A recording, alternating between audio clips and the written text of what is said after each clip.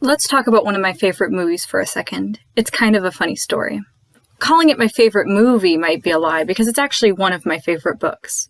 What brought me to love this book was Ned Vizzini's unique and accurate take on adolescence and mental health.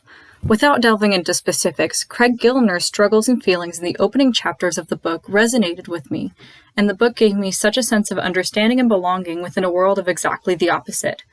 However, are the portrayals and representations of mental illnesses as comforting or helpful as this one? And is It's Kind of a Funny Story even all that good of a representation? When it comes to mental illnesses in media, it's significantly easier to bring bad, stigmatizing portrayals to mind rather than portrayals that humanize and help viewers to empathize or sympathize with mentally ill people. Movies like Split and Joker portray their mentally ill characters as violent, scary people that are, at their core, on some level, a detriment to society. In the cases of Split and Joker, mental illness drives the conflict of the story, and the character's mental illness, or the character in entirety, needs to be overcome in order for the story to end well. Although it may be true that Arthur Fleck in Joker never overcomes his mental illness, the state of Arthur's life and the state of society as a whole at the end of Joker is far from ideal.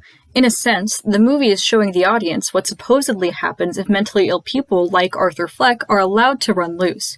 If Arthur Fleck suddenly stops taking his medication and causes this, who's to say that the person at your workplace who recently had to stop taking their medication isn't something to worry about? So what separates these characters from Craig Gilner if It's Kind of a Funny Story? I think a good start to delve into answering this is by examining the way that the mental illnesses affect the story. In movies like Split and Joker, the characters, and their mental illnesses, drive the primary conflict of the movie to lead into total chaos. However, for Craig Gilner, his mental illnesses drive the conflict for him to become more understanding of his own situation and to accept his mental illness. Craig also serves as a surrogate for the audience to understand the mental illnesses of the people surrounding him. A direct contrast in the way that mental illnesses are portrayed between Split and It's Kind of a Funny Story is seen in how violence or angry outbursts are shown.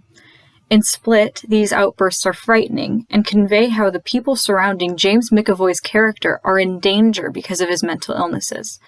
However, in It's Kind of a Funny Story, Craig directly says that he is not afraid of Bobby after his outburst because he knows he won't hurt him, and everyone else in the scene supports this idea that just because Bobby is mentally ill and having an outburst, that doesn't necessarily mean that mentally ill people are dangerous.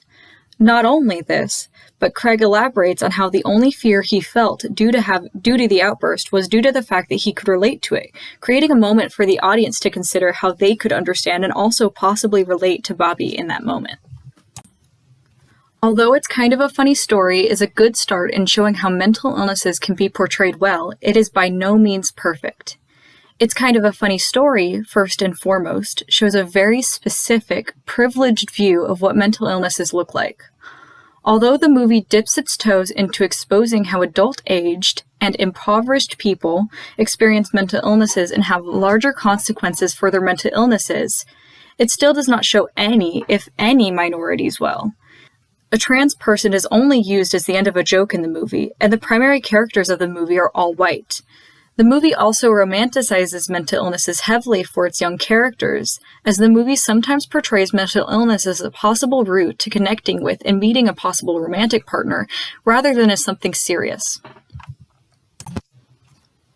Despite its issues, the thing I love most both about the book and the movie versions of It's Kind of a Funny Story is the ending. Not only does the movie directly address the fact that although the movie has to end, for Craig Gilner and many other real people, including the author of the book, Ned Vizzini, events like this are only the beginning for managing and living with mental illnesses. On top of this important distinction, the movie, in a way, speaks directly to the people in the audience that may be in a similar state as Craig is in the beginning of the film. The film describes all of the things to be done in life, things that could be done instead of suicide. Generally, the entire film destigmatizes psychiatric hospitals and encourages people to not fear going to one, and encourages understanding for people in those psychiatric hospitals. Although cinema has a long way to go before we can truly say that there are more good portrayals of mental illnesses than there are bad ones, It's Kind of a Funny Story is a good start for showing that it can be done. It shows that movies can have mentally ill characters without making them villains of the story. The primary fatal flaw in this movie is that it's not accompanied by other, more recent movies that also show mentally ill characters. The real, main solution to the current problems with representations of mental illnesses in movies is how few representations there are and how little diversity there is in those representations.